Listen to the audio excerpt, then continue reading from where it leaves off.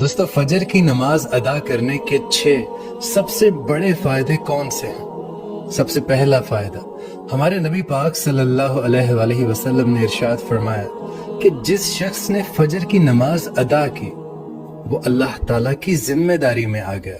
سبحان اللہ۔ اب یہ سوچیں کہ جو شخص اللہ کی ذمہ داری میں ہے اسے بھلا کون نقصان پہنچا سکتا ہے؟ اور دوسرا سب سے بڑا فائدہ، ہمارے نبی پاک صلی اللہ علیہ وآلہ وسلم نے ارشاد فرمایا کہ جس شخص نے 2 ٹھنڈی نمازیں ادا کی، یعنی فجر اور عصر کی نماز، وہ شخص جنت میں داخل ہوگا۔ سبحان اللہ۔ اور دوستو تیسرا سب سے بڑا فائدہ یہ ہے کہ نبی کریم صلی اللہ علیہ وآلہ وسلم نے ارشاد فرمایا کہ جس شخص نے عشاء کی نماز با جماعت ادا کی تو وہ شخص ایسے ہے جیسے اس نے آدھی رات عبادت میں گزاری۔